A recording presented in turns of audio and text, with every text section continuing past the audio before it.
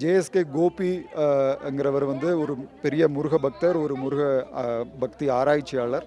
அவர் மூலமாக ஒரு ஐம்பொன் சிலையும் இந்த வருஷம் கொடுத்துருக்காங்க. அதுவும் ஒரு ரொம்ப யுனிக்கான ஒரு நிகழ்வு. போன வருஷம் வந்து நான் கார்த்திகேய முருகர் ஒரு முருகர் சிலை வாங்கினேங்கம்மா. அந்த முருகர் சிலை வித்தியாசமாக இருக்கும். நீங்கள் பழனி முருகர்னா தண்டத்தோடு இருப்பார். ஆனால் அந்த முருகர் கை அபயம் பண்ணுற முருகரோடு இருப்பார்.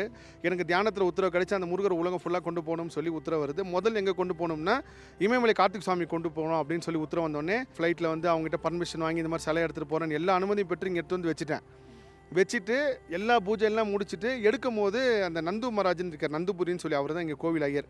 எடுத்து கொடுக்கன்றப்ப அவர் என்ன சொன்னார்னா, அவர் சொல்லும் போதே ஒரு மாதிரி இருந்துச்சு. நான் எடுக்க மாட்டேன், நீங்களே எடுத்து கொடுங்க. ஏன்னா இல்லை இங்கே முருகர் அவ்வளோ அம்சமாக இருக்கார், உங்கள் கையில் நீங்களே எடுத்துகிட்டு போங்கன்னார். அப்புறம் நான் தான் உள்ள இங்கே வந்து கருவறைக்குள்ளே யார் வேணாலும் வரலாம், சாமியும் தொடலாம்.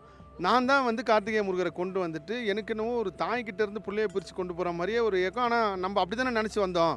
கார்த்திகேய முருகரை கொண்டு போயிட்டு பேக்லாம் பண்ணிவிட்டு இங்கேருந்து பத்ரிநாத்துக்கு ட்ராவல் பண்ணுறோம். பத்ரிநாத் ட்ராவல் பண்ணும்போது அங்கே நரசிம்மர் கோவில் ஒன்று இருக்கும். அந்த நரசிம்மர் கோவில் தியானத்தில் இதே மாதிரி ஒரு முருகர் சிலையை வந்து இங்கே செஞ்சு வைக்கணும் அப்படின்னு சொல்லி உத்தரவு வருது.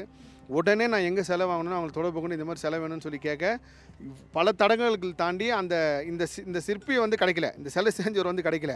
வேறு எங்கேயா போகலாமானாலும் எனக்கு வேண்டாம், யார் செஞ்சாங்களோ அவங்ககிட்ட தான் செய்யணும்னு சொல்லி அப்படியெல்லாம் செஞ்சதுக்கப்புறம் தான் ஏன் காரணம்னா தமிழ்நாட்டுக்கும் உத்தரகாண்டுக்கும் முருகப்பெருமான் ஒரு பந்தத்தை உருவாக்குறார்.